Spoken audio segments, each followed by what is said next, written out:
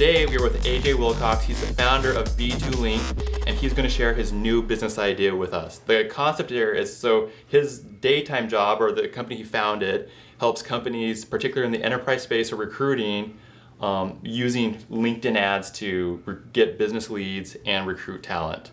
And so we're going to make the assumption that Microsoft completely shuts LinkedIn down tomorrow. And that's the only thing he does is LinkedIn ads. So the question is what's the business he would do tomorrow? Because he can't get a regular job. He has to go back into the business world and do another startup. And what is it and why? So LinkedIn no longer exists. Yes, LinkedIn blown up, and I'm unemployable for obvious reasons. I think that happens once you've been an entrepreneur. You can just never be employable ever again. My business idea, it's going to sound really boring, but it has to be another agency. I don't like working in agencies. I don't necessarily like working with lots of clients. You're essentially bringing on lots of bosses. But what is so wonderful about it is you have these ridiculous margins because it's a service-based business. The first day that you bring on a client is the day that you have ROI, or like that you have revenue, that you're not in the hole anymore. So Okay. I think just because of that, it's the easiest way to start. And in order to start that, you have to have deep expertise somewhere, I think. So if LinkedIn's gone, really all of social advertising has the same principles behind it. There's just different targeting, different way that your message looks. Okay. So I think I'd have to say it's going to be a B2B lead generation performance agency, and I would leverage the other tools available: Facebook ads, Twitter ads, AdWords, Bing ads. Okay. So SEO, the whole suite. So pretty common to your background. If for me, well, so why should someone create an agency, and why should someone stay away from starting an agency? Like for me, I hate managing people. The reason before Tiny Torch, I had something kind of similar to an agency, and I learned that my headcount would be really high, and I'm really bad at managing people. So that's why I personally decided to go into software. I don't want to have people call me at random hours saying, where's my contract or my project or whatnot. So why would it be a good fit, and why would it not be a good fit for someone? I mean, I think you just listed the things that are bad about an agency. You have huge ups and downs. The ability for a client to hire you, fire you at any given time. I mean, all of those things bring in risk and uncertainty, and that's scary. But the fact that you have near 100% margins, it's for the first little while, it's just your time, and your time is free to yourself. So I think it's a great way to get started with a business if you have a deep expertise somewhere. Like for instance, I had really deep expertise in LinkedIn ads. So what was I going to do aside from go get a job for a company that really liked that channel? If I want to share that expertise with a large amount of people, it either has to be business coaching. Sorry for anyone listening, but I have my things against business coaches. Okay. But second of all, it's how else do you share it? It's got to be an agency of some kind or consulting, but I think it's all the same thing. Okay, so let's assume you don't have any expertise. How would somebody become an expert quickly in B2B lead generation? Ooh.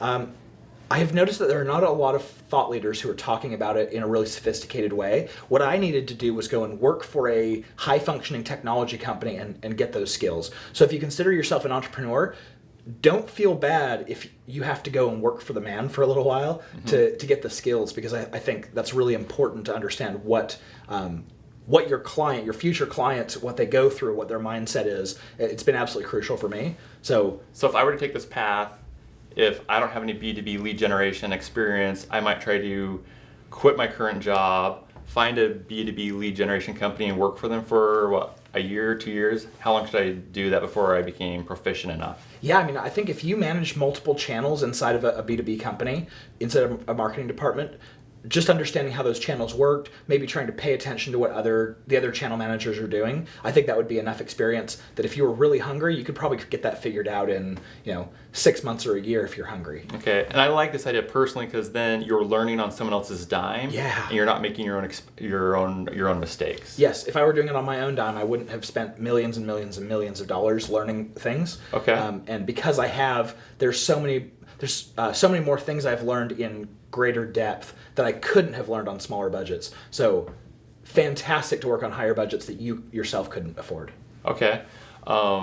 So assuming you don't have your current network, like right now, AJ just finished going to the Social Media Examiner conference and you have a huge network. Assuming you don't have this huge network, how would you get your first business? What would that business look like? How would you structure the contract?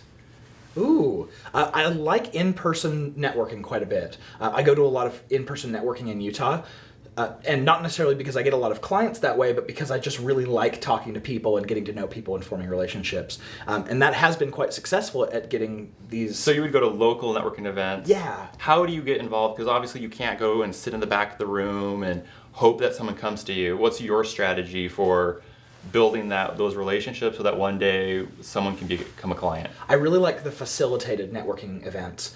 Where you'll go and you'll sit at a table with a certain number of people. You all take a few minutes to share about yourself. I'm an extrovert until you put me in a room with more than 5 people, and then I just invert. Okay. So because of that, I really like sitting at a table with people in an organized format where I don't feel like I'm sticking out or... And those are usually paid events, though, as opposed to a non-paid networking event, right? Yeah, it depends on the group. I mean, there are a couple that I go to that are paid and a couple I go to that are free that follow that same type of format. How would you structure your first contract with someone? Ooh, I don't get picky for my first one. I won't have an attorney draw it up. It's my first one. I'm going to be spending full time on this and making sure that they're treated really well. So I will probably try to execute it on a handshake agreement. Okay. I'll probably try to work with that person very closely and charge them very little because I want them as a case study and I want them as a referral. So would you charge them as a percentage of ad spend? Would you have a setup fee? I have found that it's a much easier sell to either go by hourly to start out with and do a lower hourly rate, or performance-based where you say, hey, we're in this together, for every dollar you make, just pay me. So if I'm hourly, what would be the price there? When I first started my company, I started out at $150 an hour because that's what I was charging for SEO when I was moonlighting, 5 years ago. Okay. So that was low enough. Right now I'm charging $400 an hour, so that was enough of a discount that I feel like I could get someone in, especially with deep expertise. If I didn't have deep expertise yet, I was still trying to figure it out. Maybe I'd shoot for more like a $75 or $100 an hour. Okay, and then before I cut you off, you said the other one was profit sharing? Yeah. I have not yet found a business owner that when I propose, hey, I don't make money until you make money, that they didn't accept. It's a really easy one to close. The hard part to you as a service provider is you need to ensure that they're being honest with you. Because if you're not tied into their systems, you don't know how much they're making. Okay. And then they can cheat you. So, but at least make sure they're paying costs. I assume you get their credit card on file so that they're running the ad spend so that way you're not left high and dry later. Yeah, but with business-to-business marketing, you're going to generate leads, and then there's a delay on that because you don't know if that lead is going to close in a week, 6 months, 2 years. Okay. And so if I'm doing B2B, I'm not saying that everyone is, but if I'm doing B2B, I won't know immediately. So you might want to structure it more like what are you paying for leads right now? 150. How about anything under that I can save you? You pay me half of that. Okay. Now, I know you said you didn't like contracts. I personally, not having a contract has ruined more friendships than I would like to admit. I think it's one of those things where I have an understanding in my mind, they have an understanding in their mind. It's an issue I'm kind of working through right now from back, when I first started startups, and you're still trying to clear, work those things through. And it just for me, the cost is too high of losing a friend. Is there someplace like a LegalZoom or Rocket Lawyer that would have a good basic contract? Because at the same time, I've spent thousands and thousands of dollars on attorneys, and I don't think it's worth it. But is there a general template I could use? Yeah, I didn't have an attorney draw up my contract until I'd had maybe my 20th client. And so for that first 20, I went and found an agreement that someone had used for social media consulting, and I just edited it for my my needs. And when I finally did show it to my attorney what I had been using, he laughed and he was like, man, there are so many ways they could have just fleeced you in court with this. But when you have very few clients, you're still trying to figure things out, but you're also giving them really high levels of service because you're not busy yet. I feel like there's less of a risk. But of course, there always is risk. You can always get screwed over. So that's probably bad advice on my part. I just wouldn't go all in paying an attorney thousands of dollars to draw up something if you don't know if this is going to work yet. Okay, so I'm going to take one last spin. You said you would do a B2B agency. One of the ideas, so Gary Vaynerchuk has started to talk about this, is that you have these professional athletes or influencers who don't know what they're doing, who an agency sitting behind them could work really well. If I were to create an agency, I think that would be a blast. You could focus on sports all day. Like, why would you, I mean, is that also another good business idea, or is that something someone should shy away from? I think it's great. Anything in influencer marketing right now is super exciting to me. But you would still pick B2B over something as exciting as, let's go find the next Kobe Bryant or something like that. I would, because first of all, sports don't really excite me. I'm not really a sports fan. But I think most importantly is I feel like I've attained a level of expertise in B2B marketing where you're concentrating on the entire funnel and you're calculating conversion rates from each step and you're projecting what this is going to make, even though you won't see that revenue for 6, 12, 18 months. And so because of that, I know most marketers aren't doing that. And so I feel like I have something more to offer there. Okay. Therefore, I want to do what I feel like I provide the most value to the world in. But I mean, if you said maybe there's an agency where I could rent or lease exotic cars to people, I have a real passion for exotic cars, and maybe I'd take you up on that instead and ditch B2B altogether. Okay, so to summarize, you would start a B2B agency. If LinkedIn didn't exist, you would focus on generating B2B leads. So like an example of a B2B lead would be like, what's a good example of a B2B lead for those? Like I was thinking like Adobe would be targeting maybe other like designers to use their products. That would be an example of a B2B lead. Yeah. I think unlike someone like Hertz Cars, I mean Hertz Cars could be targeting corporations for large accounts, or they could be targeting individual consumers. So that's the difference between B2B and B2C. But you would focus on B2B.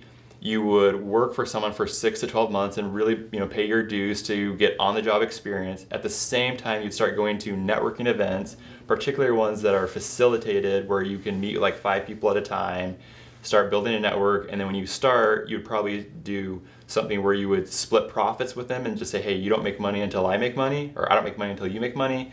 And then the second option is you would charge them something like $150 an hour just to get started. Yeah, that was a perfect sum up. And then the one thing I'll mention is I talked about in-person events because where I live in Salt Lake, there are a ton of in-person events. People really like to network there.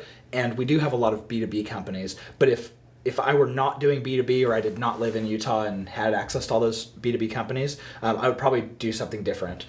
I think my next favorite would be to do joint venture partnerships and appear on let's say other people's webinars or podcasts and just go on and share. And I've built a lot of my business doing that as well. Okay. What's been the best example of that? I think the best example is I was on the Social Media Examiner podcast here. Okay, so for the same conference that you're here in San Diego for. Yeah, and in fact, I mean, Mike Stelzner, is that who that is? Yeah, Michael Stelzner is the CEO. I want to meet him one of these days soon. Yes. Michael, if you're watching, let's get together. So I appeared on his podcast initially just because I have this expertise in social media that no one's ever talked about before. Okay. So I feel like I had an easier path in with that. And once he heard the podcast, he invited me to come speak at this conference, the reason why we're in San Diego right now. And at this conference, I got invited to a speaking gig and training in Dubai. I have a potential new client. I have also another one in the Fortune 10. Awesome. That I'll probably get to start working with here. So, I mean, just those things alone, all off of a single podcast. Big chain of events, but, it's awesome. Perfect. And then the last question is if someone has questions about, LinkedIn ads, B2B ads, AJ has a company called b2link.com. What's the best way for them to get in contact with you? Yeah, if you go to B2Linked, that's the letter B, the number 2, and the word linked.com. If you fill out the contact form on the website, there's no one waiting to sell you, no salesperson willing to pounce on you. Just send me an email or submit that contact form, and then it's going to be me who responds. And I'm not a sales guy, so any questions, I'll respond as fast as I can. Okay, well, perfect. Well, thank you so much for coming and sharing your time, AJ, and we wish you the best of luck. Thanks, brother. And thanks for sharing this new business idea. Yeah, you bet. All right, see ya. Bye.